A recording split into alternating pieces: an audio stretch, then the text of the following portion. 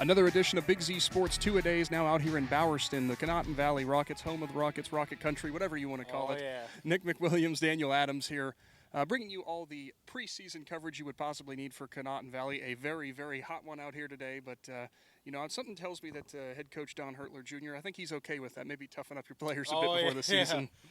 First couple of weeks are going to be brutal, so anything you can throw at them. So this team, Conotton Valley, 5-5 last year, had some ups, had some downs, injuries, but when you have a team that's Division 7, you have fewer players, so sometimes makes it really tough. But another senior-laden heavy class that is going to be coming out here for Conotton Valley. Yeah, talking off the air, we found out that there's 9 seniors coming back, most of them 3-4-year starters. I mean, that's something good that any team will need is senior leadership, so that's a plus for the Rockets.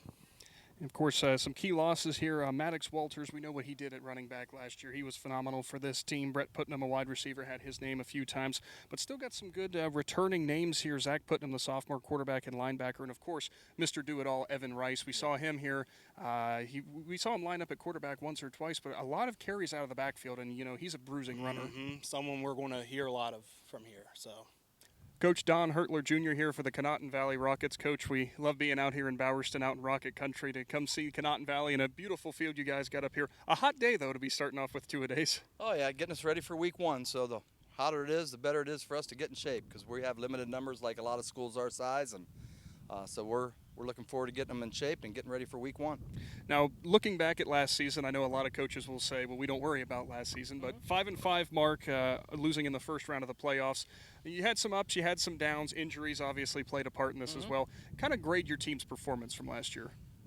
Well, we had some, what you can't have is some injuries, and we did have some key injuries. When we lost Garson Imes, our fullback, Mike linebacker, after week 3, that was a really big loss for us. He was the heart of our team, and Maddox Walter was hurt part of the time. But everyone goes through that, and we had some guys fill in and do a nice job. But we had some key guys out last year, and I think had we played our normal schedule and not had to reschedule some games with one-day practice, I think it would have helped our record. But, your schedule is what it was last year, and we had to pick up St. Thomas Aquinas, who we beat, and then we had to go over to East Knox, and they were awfully far ahead of us, and they won the state basketball and baseball championship, so what kind of athletes they had. Absolutely, and Coach, last year you rotated some people in at quarterback. We saw, I believe it was Evan Rice out here running a little bit of tailback. Same kind of story. You guys are going to be rotating a lot of athletes into positions where they can get the ball in their hands. Yeah, Evans is still a quarterback, and Zach's a quarterback, so we feel pretty good about having 2 of those guys. But moving Evan to tailback some and moving around on defense a little bit possibly, we think he can do some things with the ball. He does a really good job catching the ball in the backfield, and he's an explosive runner, and Zach Putnam did a good job last year as a freshman second half of the year. We got a long way to go up front, and we're still looking for some pieces up front, and our skills got to be more consistent. We need that go-to receiver. Last year we had Brett Putnam, and we need to find that guy when it's 3rd and 8 that we can go to and get a completion, keep the chains moving. And Coach, I see a couple of seniors on here. We mentioned Evan, obviously Gage Gallagher, Nolan Caldwell. You expect some leadership qualities coming out of them being in their 4th year? We're working on that. We've got, try to list all our seniors. You mentioned a couple of them. We've got the Haney brothers, Ben and Dave, tight end tackle, and Justin Lambert is a tackle, who's a 3-year starter. We have Robert Meyer, who's a 3-year starter, who played well for us last year. Our left guard, Logan Ryder, he's a sophomore. He played some as a freshman last year. Right now we have Zach Parker at center, and we're still searching there and looking for some guys to be able to be more consistent at that spot. We lost a really good center last year, very reliable guy. Outside we have Damon Reardon as a wideout. Drake Mullins is a linebacker fullback. And I don't think I'm forgetting anybody. I think I got all 9 seniors. But our senior group are really nice kids. They're really good kids. Now we got to get tougher. And we got to learn to take more leadership role. We need to have some guys being a little more vocal when things aren't going well in a positive way. And we need to have our guys that aren't real talkative just lead by example and being good dudes and good teammates.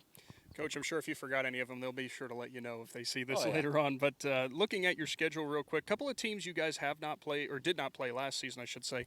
Tuslaw, Manchester, Bridgeport, and Frontier. We were going down this list, and Manchester, playoff team, Frontier, a playoff team as well. Some formidable draws there for new teams you're going to be facing. Well, the Bridgeport game got canceled because of COVID last year, so we look forward to playing them. And The Frontier game's a 1-year contract. We're going down and playing them, and they are a good program. Tuslaw is a Division V program, so it's a really tough opener, and then Malvern week 2. Our first 2 opponents will probably have more depth than anybody we play all year, so that's going to be quite a challenge for us. But no matter what happens with those games, we need to get better each week, and then by week 3, we have New Comerstown, Strasburg, and Bridgeport 3 in a row there that are more comparable to us size-wise. You know, with 75 boys in the school, it's tough to get them out, and we've got a lot of sports here and a lot of things going on. So, but it's a positive. It's been positive. The kids have worked hard. We have a great 3 days at Mount Union, and I think the kids came together a little bit, but we're still working on that, and that'll come as we pick up here. All right, well, Coach, thank you so much for your time, Thanks. as always, and we look forward to seeing some Conotton Valley football this year. Appreciate you guys. Thank you. I thank you to Coach Hertler, the entire coaching staff here for Conotton Valley, and of course Bowerston as a whole for the hospitality. I know I'm very much looking forward to some Rocket football this season. You know, we talked about the schedule there a little bit. Well, he ran down his full schedule. That's a pretty good memory there. But opening things up with Tuslaw, a team they did not play last year, then Malvern, then New Comerstown, Strasburg, and Bridgeport. An interesting first couple games. You know, that Malvern game, as he mentioned, that's going to be a tough one. Oh yeah, Malvern's got depth, and something that for a school this small, that's something that can hurt a school like this. So could also go on the standpoint maybe in a week 2 test, you know, really find out what you're made of early on in the season. Yep, for sure, because you want to make that run in the playoffs. Well, that's it for this edition of our 2-A-Days. Big Z Sports will be back at a school near you coming up soon. Nick McWilliams, Daniel Adams. We'll talk to you next time.